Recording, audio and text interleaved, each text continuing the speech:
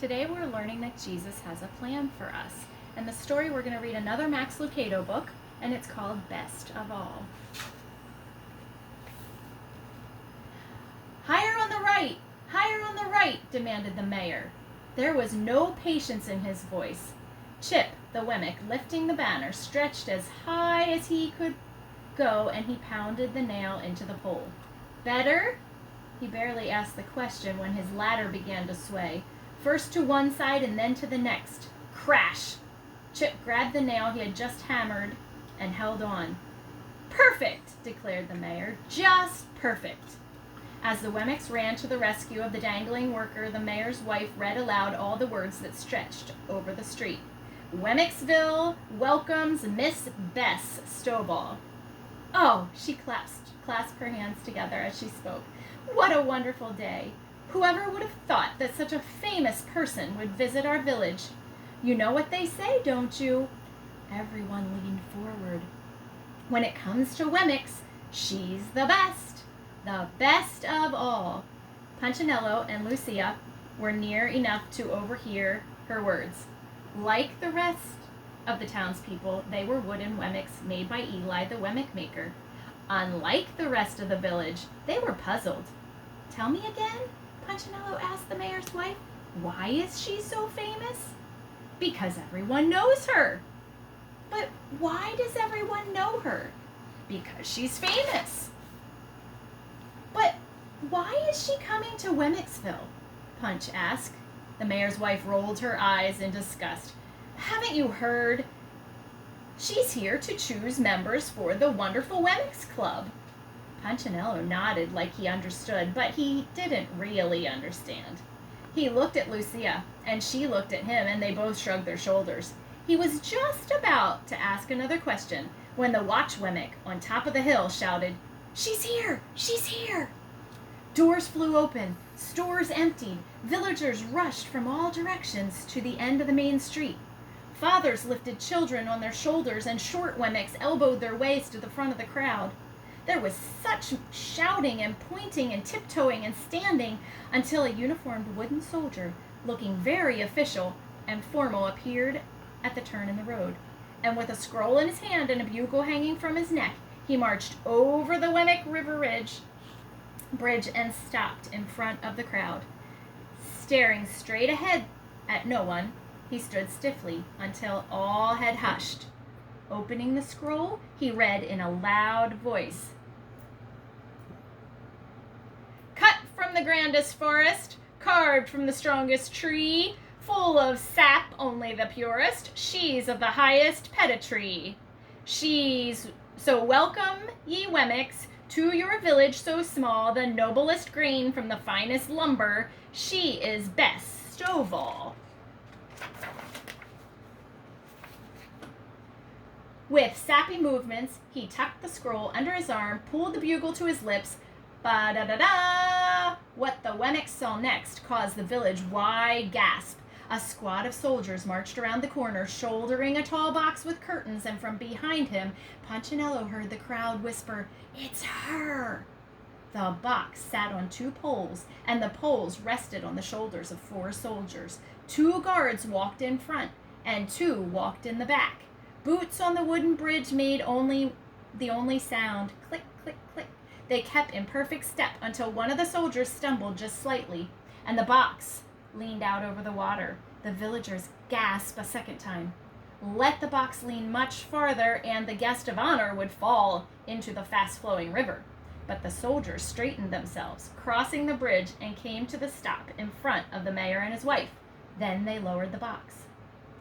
The trumpet-todding, scroll-reading servant stepped forward, and after a long pause, he pulled the curtain back as Bess stepped out, and the villagers stepped back, and they'd never seen a wooden person quite like Bess Stovall. Feathers flumed out of her hat, earrings dangled to her shoulders, and both her lips and dress were bright red, and her shoes were tall, and her nails were very long, and most noticeably, a large golden letter M hung from her neck. When she snapped her fingers, a sentry headed for a white cloth, and with it he carefully wiped the M and held it up like a mirror before her face. Seeing her reflection, she adjusted her hair and her smile. Miss Beth Stovall was pleased with herself. With eyes peering down her high nose, and she held out her hand, allowing it to fall forward at the wrist. The mayor's wife understood the gesture, and she elbowed her husband. "Kiss it." He did. And when he did, the visitor spoke. "What a good fortune is yours that I have come your way." She smirked, head back, hands still extended. The mayor's wife curtsied and motioned for the other Wemmicks to do the same, and they did, even the men. "Shall we get on with this greeting?" Bess asked. "Of course," answered the mayor. "Everyone in line." And by one, the citizens of Wemmicksville passed before their guest. "Yes, yes," she would reply to whatever he was said to her. "Welcome to our village." "Yes, yes." "We're glad you're here." "Yes, yes." "We're honored." "Yes, yes." She was less concerned about what they said than what she saw. Occasionally she would pause and stare deeply at a Wemmick. She examined the nose of the store owner and the ear of his son, and she ran a gloved thumb around the hand of the house builder and took a long look at the forehead of the painter.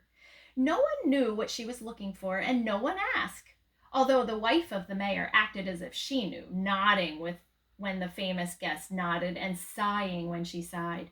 The shortest and longest looks were given to Punchinello and Lucia. Upon seeing Punchinello, Bess suddenly stepped back before he could touch her hand. Lifting her nose and waving, she instructed, "Go on, go on." Stunned, Punch didn't move. He just stood there, curious. "Move on," her servant repeated with a firm voice. Punchinello did. Lucia started to follow him, not wanting the same treatment, and suddenly the grand visitor stopped Lucia. My, Beth Stovall admired. "What have we here?" With eyes widened, and for the very first time, she began greeting Wemmicks, and a smile softened and her face narrowed. "Such a fine grain and a nice shake. Are you maple?" Lucia didn't understand. "Excuse me? Are you made of maple?" She had to think before answering. Yes. "Which forest?" Lucia paused and thought. It took some time to remember. Majestic," she finally answered.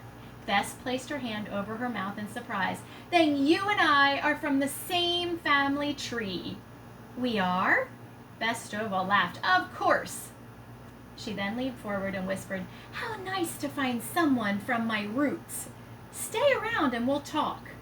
Lucia did, and between greeting Bess Stovall, she would make remarks to Lucia beneath her breath, such as, "Ugh, what a naughty timber, and such an inferior grove, or definitely from the wrong side of the mountain." Lucia understood none of these comments, but she didn't say so. And after all the greetings, Bess signaled for Lucia to step near. "Tomorrow we must chat. I have something for you," she said, fingering her M necklace, and with that she turned and left, escorted by a soldier and followed by the mayor and his wife. Punchinello approached Lucia. "Did I do something wrong?" "I don't know." "Did you do something right?" "I don't know. Why is she so kind to some Wemmicks and rude to others?" "I think it has something to do with your ancestry." "My what?" "What forest you come from." "What does that matter?" "I don't know." They turned and left the village, and neither one spoke, and they hadn't known that they were different, and now that they didn't know how to feel. "I'll see you tomorrow," Punch finally said. "Yeah, sure," Lucia replied. Neither felt too happy, and as the days passed, they saw each other less and less, and it took Bess Stovall only a short time to select her favorite Wemmicks from the Wonderful Wemmicks Club. Lucia was among them. So were the store owner, Mr. and Mrs. Mayer. Bess gave them each an M to wear around their neck. "M is for maple. You are maples," she explained, and showed them how to polish the medallion. "Not all Wemmicks are equal. Some are common, made of pine and elm, and a few are quality, cut from maple like you, and fewer still of us are from a fine family tree." And she glanced at Lucia, and Lucia blushed, and the other Wemmicks politely applauded. And then Bess Stovall curled her lip as if she just tasted something sour. Some Wemmicks are willows. Willows, they asked. Willow is a weak wood, said the maple Wemmick. It bends and bruises. No one wants to be a willow. Do you know of any? The mayor's wife asked. Actually, there's one in your village. They all leaned forward, curious. Bess looked again at Lucia. Your friend, Punchinello? Lucia asked. Everyone gasped. I always knew he was weaker.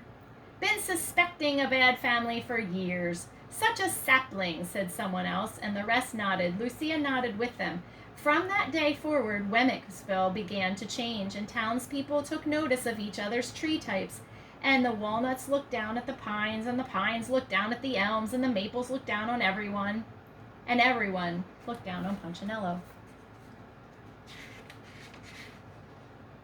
Walnuts formed a club and opened several branches. Elm cut a path and named it Elm Street. Maples built a tree house and hosted polishing parties, and everyone had a group. Everyone, that is, except Punchinello, and even Lucia, ignored him. Hi, Lucia, he would say. Yes, yes, she would reply, not stopping. She was, after all, cut from the finest tree. One day, Punchinello felt especially alone, and he went to the pine picnic, but no one sat by him. He even tried to go to the maple party, but the sign on the door said Royal Tree only. Punchinello was very sad, and he went by the river for a walk, where the willow trees grow. Why do I have to be a willow? He said aloud to no one. What would you rather have been? The sound of the voice startled Punchinello, and he turned and saw Eli, his maker. Maple? Eli continued. Would you rather be made of maple? Punchinello didn't answer. Both sad and embarrassed, he lowered his head. Eli walked over and lifted Punch's chin with his finger. Other Wemmicks are better, Punchinello told him. Who says? Everyone. Eli sighed and shook his head. Come here. The two walked over to the willow tree and stopped. Punchinello, who do you think knows more of the Wemmicks or the Wemmick maker? Punchinello softly smiled. The maker knows more. Of course I do. Do you think I knew what I was doing when I made you? The look in Eli's eyes convinced Punchinello that he was about to hear something important. You are special, my child. You are the way you are because I made you that way. You chose my forest? Yes. You chose my wood? Yes. Willow is just as special as maple? Just as special. Then why do others treat me like I'm not? Here's someone you can ask. Hi, Punch. This time the voice was Lucia's. Punch turned. I'm sorry, she said. I've been listening too much to them and not enough to Eli. Punchinello shrugged. He noticed that she wasn't wearing the M necklace. That's okay. Want to go back to the village? Today's the big send-off for Bess Stovall. Yes, I'd like that. And the two said goodbye, and Eli walked towards the Wemmickville. The Wemmicks turned when they entered the village, and more than one whisper and pointed as the maple and the Wemmick and the willow Wemmick walked side by side, but Punchinello and Lucia didn't care. They were really glad to be friends again. All of Wemmicksville turned out to say goodbye to Miss Bess Stovall. She stepped into her box and signaled that she was ready to go. Her soldier escorts marched proudly before her, and her bugler sounded the farewell. Wemmicks lined up on either side of the river to watch, and new members of the wonderful Wemmicks Club wore their club t-shirts with pride. Crossing the bridge, the honored guest waved her gold medallion at the crowd. Farewell, lowly Wemmicks. Perhaps someday I'll honor you again with my presence, she shouted. Bess Stovall leaned out the window of her special box so everyone could see her, and as she did, she leaned a bit too far and began falling. Her tumble stopped when her medallion chain caught on the bridge rail, and when it snapped in half, she grabbed one end and held on, the river roaring beneath her. Wemmicks cried in alarm. Help her, the mayor's wife shouted. Save her, someone yelled. But no one can reach her, said an onlooker. I can't hold on much longer, Bess shrieked. Soldiers tried, Wemmicks tried, no success. They were all too stiff to bend under the bridge. Let me try, shouted Punchinello. I'm made of limber lumber. Not waiting for an answer, he ran to the edge of the bridge and sat with his back to the river. Grab my legs! And when the soldiers did, he leaned back and bent double over and twisted around until he was hanging upside down. Instantly, he could see the wide-eyed Wemmick, and she was clinging to the chain, her feet pulled by the river. I'm coming, he shouted, and then to the amazement of everyone, he bent back and forth until he was under the bridge, reaching for the desperate Bess. Take my hand, he offered. This time, she didn't care what kind of wood she touched. She grabbed his hand and held on. You must let go of the chain, Punchinello instructed. Bess Stovall obeyed the little Wemmick and let go of her precious medallion and watched it fall into the river below. Punchinello swung forward, pulling Bess high enough to be grabbed by the soldiers. Within moments, Punchinello and Bess were safe on the bridge, surrounded by Wemmicks. How did you do that? Everyone asked. It's easy when you're made of the right wood, he smiled. And for several moments, no one spoke. And then from the back, one of the maple Wemmicks walked up to Punch. He removed his M from his chain, turned it upside down, making it a W. Enough of all of this talk about maples. Let's just be Wemmicks. And he hung the W around Punchinello's neck, and he added, Punchinello, you're the Wemmick of the day. One by one, the Wemmicks removed their M's and placed them on the ground near Punchinello, and soon there was a pile of medallions.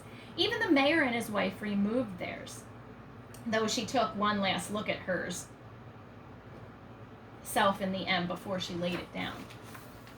The Wemmicks started back towards town, and the last thing anyone could remember about Miss Bess Stovall was seeing the majestic maple down by the river, searching all alone for her precious gold medallion. As for the villagers, they quit talking about the ancestries and decided to just be Wemmicks again. And Punchinello, he had a new job in town. Say, Punch, a new Wemmick friend asked one day going back to the village, there's a ball stuck in my chimney. Any chance you could reach it? And when Punch did, he looked up the hill, and Eli was watching from the porch of his house. Punch waved, and his maker smiled. So, Eli made Punchinello the way that he wanted to make him so that he could do something great someday. And we all have a plan. God has made us special so that we can do something great one day with the plan that God made us to fulfill. So let's keep that in mind today.